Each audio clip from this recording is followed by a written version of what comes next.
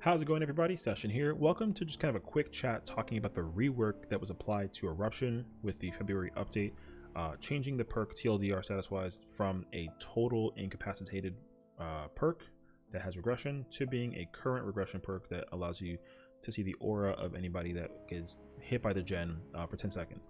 Now, I want to say that as a survivor main and killer player, I don't use regression perks usually. My current perk has been just kind of devour. I think I've been just wanting to use that perk, so I kind of work around that, and using Eruption is not my move, or at least it wasn't even before the nerf. And as a survivor main, I feel like the rework and the nerf to Eruption was a bit too harsh, because I think a lot of people may agree that the value that was very powerful from Eruption was the fact that you were incapacitated for 25 seconds.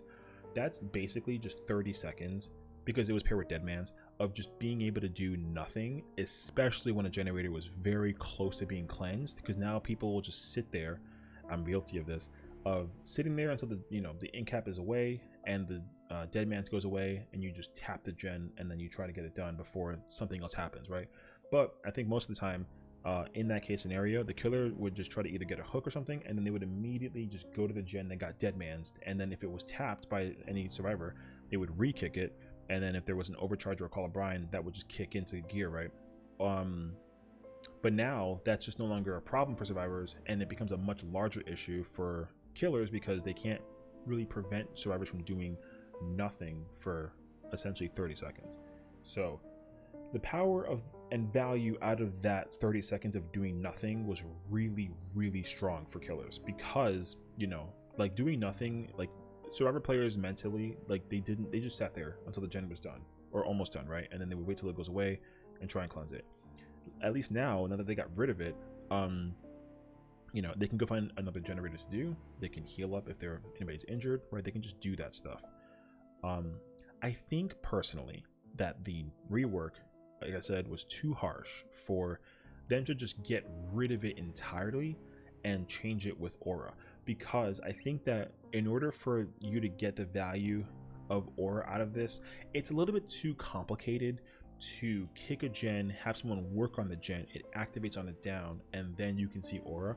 There's a lot of easier ways to catch aura as a killer, because you have nowhere, you have darkness, there's barbecue, there's nurses, right? It requires very small, simple things to be able to see that aura. But with Eruption, now that you get aura out of people getting kicked off the gen because of a down, that's a little bit too much requirement for people to just see the aura of somebody for 10 seconds. Although 10 seconds is a lot of time in comparison to a lot of other perks, it's still not as obviously valued as what would have been people doing nothing for almost 30 seconds.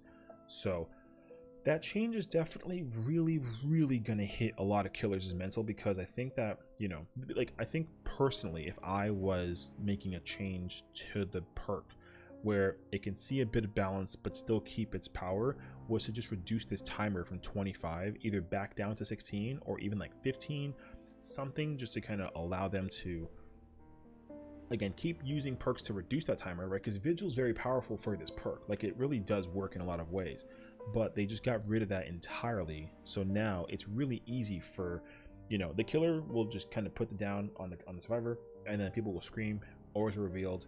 But now it's really easy to just avoid having the aura be seen by the killer, and it's also easy for survivors to just go do something else, right? If the generator was kicked, then if it activates and you scream and you get revealed, then you can still go do something else. It's really easy for them to do that now. I think it's a bit too easy, actually. So I think reducing the timer would have been a better option for Eruption to still see competitive play in like niche value, but not necessarily make it so harsh that the survivor can just do nothing in the meantime. So, and again, I think that as well, survivors have figured out ways to kind of work around this, but even the workaround, like I said, was a bit too strong, because as a party of people who played together, this perk was not really seeing a lot of affectation, because if you saw the down, or if you saw the injured person go from healthy to injured, then you kind of like just tapped at the gen, or just not even at all. You did something else to kind of just maybe wait until the down happened, and then of course you just kind of immediately work on it, right? Pain res as a perk is easier to prepare for, because when the down happens, then the pickup happens, then you just hands off the gen until the pickup is fully put into a hook, and then you continue working on the gen. With Eruption, there's kind of like that, you know, that unexpectedness of maybe they'll get down, maybe they won't. I'll keep on trying to see if I can work on it until it's over. So as a solo player, which I am personally to a degree, in cap hurts my play a lot. But I would have been okay as a solo player who, well, I mean, I play with friends, but we don't really communicate, right? I would have at least been okay with them reducing the timer, where I can use a perk or something to reduce the timer even further, where it'll be quick to kind of jump back on it, or just jump back at doing something, right? Because like 25 seconds of doing nothing is much worse than 10 seconds of doing nothing, right? Obviously. So I think they still would have needed that to a degree, but because 25 seconds is just, now that it's gone, I think a lot of people will just agree that the perk is no longer a valuable perk. You know, it's going to go from being like a top 5 meta perk to being like a mid-tier ish kind of perk next to pop.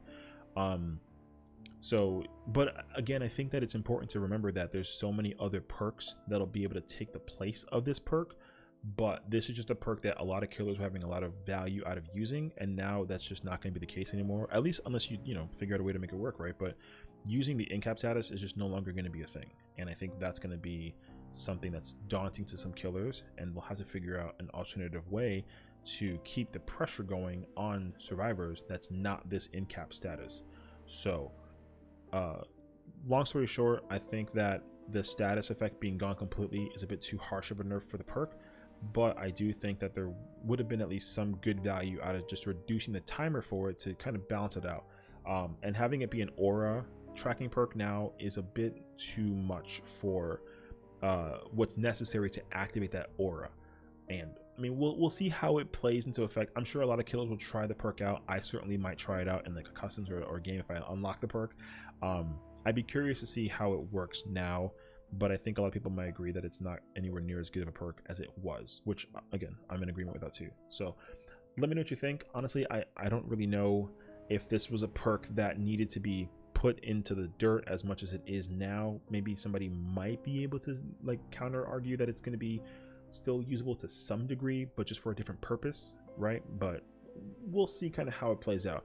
So chapter 27 is right around the corner. You know, this was one perk that got hit with the rework. There's probably a lot of other perks that might get affected when that chapter comes out, so we'll see what happens. But thank you for watching and take care.